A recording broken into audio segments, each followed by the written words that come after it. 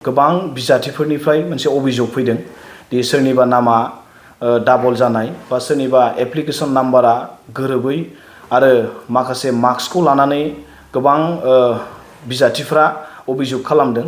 दा बेखायनो जों बिटिआर गभर्नमेन्टखौ जों खावलायगोन, सोलोंथाइ डिपार्टमेन्टखौ जों खावलायगोन, जुदि बेबायदि माखासे खिलिमिलि जामारदोंब्ला बेखौ बिटिआर गभर्नमेन्टआ मोजाङै नायफामनांगौ, मोजाङै बिथांमोना नायनांगौ आरो बेखौ खनसेबाव बिथांमोना बेखौ नायफिनजोबनाया मोजां।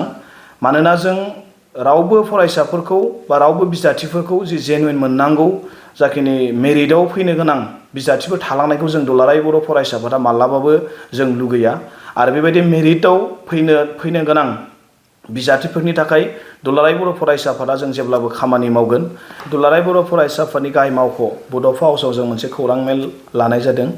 आंजोंनो दङ दुलाराय बर' फरायसा आफादनि लोगो हारिमु नेहाथारि बुद्धिराम बसुमतारी बिथां, मावख' नेहाथारि नितु बर' मानगोनां बिथां। दि मैया बिटिआर गभर्नमेन्टआव सोलोंथाइनिफ्राय माने टेटनि जि मेरिट लिस्ट एबा रिजाल्ट जि फोसावदों, दा बेनि थाखाय बा 900 जि बिजाथिफोरखौ बिथांमोना फोसावबाय। दा बेनि थाखाय जोङो बिटिआर गभर्नमेन्टखौ दुलाराय बर' फरायसा आफादनिफ्राय जों साबायखर बावदों।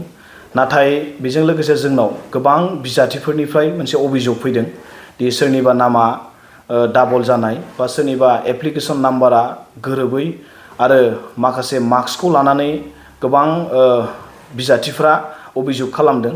दा बेखायनो जों बिटिआर गभर्नमेन्टखौ जों खावलायगोन, सोलोंथाइ डिपार्टमेन्टखौ जों खावलायगोन, जुदि बेबायदि माखासे खिलिमिलि जामारदोंब्ला बेखौ बिटिआर गभर्नमेन्टआ मोजाङै नायफामनांगौ, मोजाङै बिथांमोना नायनांगौ आरो बेखौ खनसेबाव बिथांमोना बेखौ नायफिनजोबनाया मोजां। मानोना जों रावबो फरायसाफोरखौ बा रावबो बिजाथिफोरखौ जि जेनुइन मोननांगौ जाखिनि मेरिटआव फैनो गोनां बिजाथिफोर थालांनायखौ जों दुलाराय बर' फरायसाफोरा माब्लाबाबो जों लुगैया। आरो बेबायदि मेरिटआव फैनो गोनां बिजाथिफोरनि थाखाय दुलाराय बर' फरायसा आफादा जों जेब्लाबो खामानि मावगोन। दा बेखायनो जोंनाव जेसेबांखिनि अभियोग फैदों, दा बेखौ लानानै जोङो दिनै जोङो बुंबाय।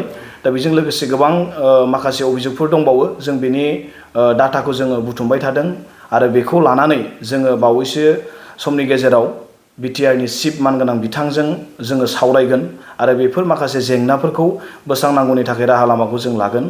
दुलाराय बर' फरायसा आफादा जों जेब्लाबो सोलोंथाइखौ लानानै जों खामानि मावबाय थादों आरो जों इयुनावबो मावलांबाय थागोन। दा बेखायनो गोबां भेकेन्ट पस्ट दङ आरो गोबां फोरोंगिरि गैयै फरायसालिफोर दङ। बेयाव जाहाथे थिसननाया जानांगौ होनना जों गोबां समनिफ्रायनो दाबि खालामबाय थादोंमोन। दा दिनै बियो मोनसे जानायनि लामायाव फैदों। अब्लाबो बे थिसननाय होनायावनो दा बेखायनो जों जाहाथे जोंनि सासेबो मेरिटआव गोग्लैनाय जेनुइन जि बिजाथिफोर बे रावबो थालाङा, दा बिथांमोना गासैबो मोनजोबनांगोन। आरो बेबायदि जानांगौनि थाखाय दुलाराय बर' फरायसा आफादा जों जेब्लाबो खामानि मावगोन आरो जों जेब्लाबो साखाफारा दङ। दा बेखायनो आङो जायफोर जेनुइन जि मोननांगौ बिजाथिफोर दङ बिथांमोनखौ खावलायगोन, जों बिथांमोननि थाखाय जों जेब्लाबो दङ आरो बिथांमोननि थाखाय जों जेब्लाबो खामानि मावगोन। थांनाय 8 आगस्टआवबो जों रायलायनायावबो जों बुंदों गोबां माखासे फरायसालिफ्राव भेकेन्ट पस्ट दङ बर' मिडियामाव। जाखिनि दिनै जि होदों बियो थोजासे नङा, आरोबाव गोबां नांबावगौ। आरो बिनि गेजेराव फरायसालिया माखासेया हयथ' फैजोबाखै जों मिथिनायावबो। दा बेखायनो जों बेखौ आरोबाव फिन सोलोंथाइ डिपार्टमेन्टखौ जों खावलायगोन, बेखौ नायफिननानै आरोबाव थाबैनो जाहाथे बेखौ नायफिननानै मोजाङै नायबिजिरो, जाहाथे फरायसालिफ्रा जाहाथे क्लियारै जाहाथे बेयाव जायो। जोंनि बर' बिजोंनि होन बा एसामिसानो होन, बेयाव गावबागाव जिखिनि भेकेन्ट थानांगौ बेखौ जाहाथे मोजां बिथांमोना खालामो आरो बेबायदि खुनु गोरोन्थि जुदि जाया।